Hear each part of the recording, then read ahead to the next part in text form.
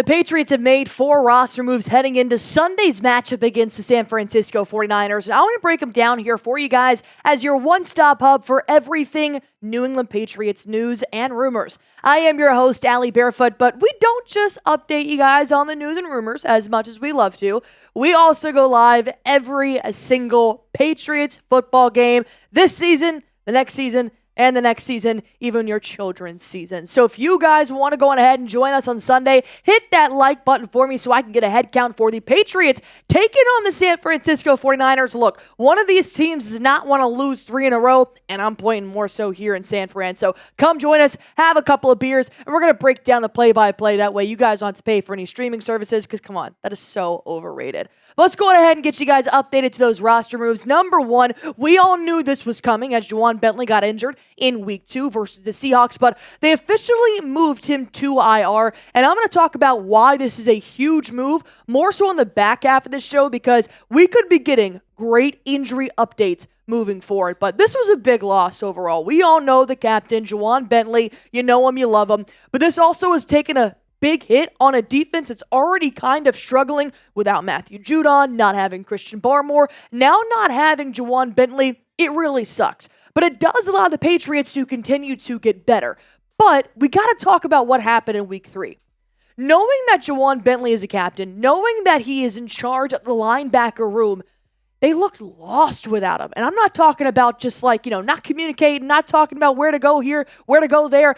They looked like they forgot how to tackle. And no, that's not 100% completely reflected on Ja'Whaun Bentley's absence, but it does make a difference, especially when now you got Raekwon McMillan right there at your strong side linebacker spot. And this is no slight to McMillan. He has done a fine job stepping in for Bentley, but you know he's not Bentley. And then you've got Anthony Jennings and Josh Uche, who are still doing a fine job. But now I'm going to look to Jahlani Tavai, who is actually wearing the green dot against the New York Jets. And as we know, that green dot does signify that that player is in communication with the defensive specialist. So now you're kind of looking to Jahlani Tavai to be that leader that you want moving forward in your linebacker depth chart. But I do want to break down a little bit more here in terms of the roster moves, but I am going to give you guys a little bit of an ad break, and then when you come back, we're going to get into more roster moves ahead of Sunday's game. Number 2, because Ja'Whaun Bentley was placed on the IR, they did name Kyle Dugger a captain. And this is huge for 2 reasons. Number 1, Kyle Dugger has actually started to take more of his safety position and line up in line with those linebackers. So he's adding an extra tackler to that line, which is huge because Dugger is taking on a bigger role than what he's used to. But he's also stepping up as a leader. That's number 2. And I'm not going to, rub it in your face or anything, but if you're looking for another reason to subscribe to Patriots Today by Chat Sports, I called this weeks ago that Dugger needed to be the next man up to step up and take over this responsibility. Ignore how pale and ugly I look there, but you get the message, all right? I know ball, and Jerron Mayo knows ball. But here's what Kyle Dugger had to say about being named captain and having Ja'Whaun Bentley placed on IR. I feel like as far as what I'm supposed to do is what I've been doing, leading by example. I don't really look at it as I'm trying to replace Ja'Whaun. He's still a captain. I don't really look at it as it's shoes to fill, but just doing what I've been doing, leading by example and showing these guys what to do. And Kyle Dugger's stats back it up, dude.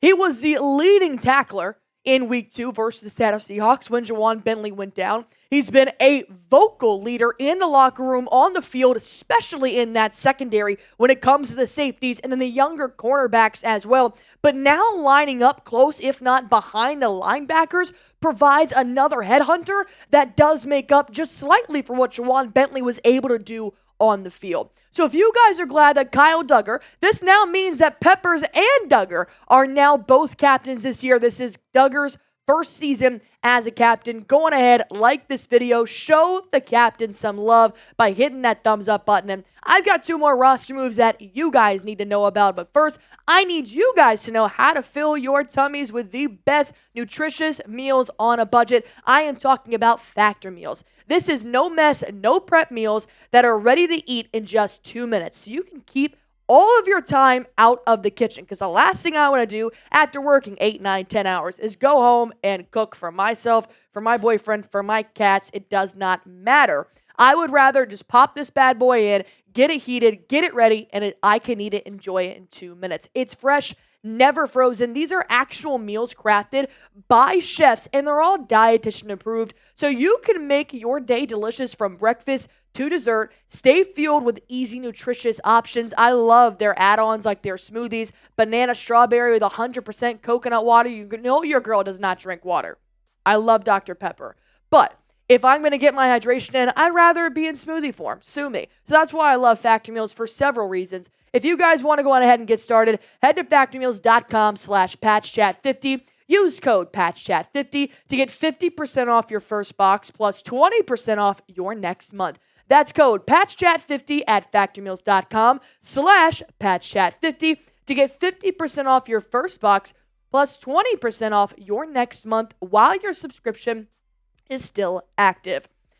They did end up signing 2 players to the practice squad, and these are 2 positions that the Patriots do need to fill on the 53-man roster. So I was a little bit surprised here as to bringing them in on the practice squad just first, but maybe eventually opening up a spot for them, but maybe controversial. Now, I have told you guys in previous videos about Ja'Whaun Bentley, but I'll give you a refresher. But John Giles is the latest practice signing, and that's in the wide receiver room. He more recently spent his time with the New York Giants on their practice squad, and then, of course, he was released, did not make their 53-man roster, so now he finds himself in New England. He's a record-setting wide receiver at numerous colleges, 6'3", 205 pounds, obviously got the height, obviously got the weight, and Jacoby Brissett can never have too many targets. I'll tell you that. And then he needs to start with the pass protection. Adding Ja'Whaun Bentley is huge. He's a veteran when it comes to playing in practice squads for the NFL, most recently with the Las Vegas Raiders, Seattle Seahawks, and he was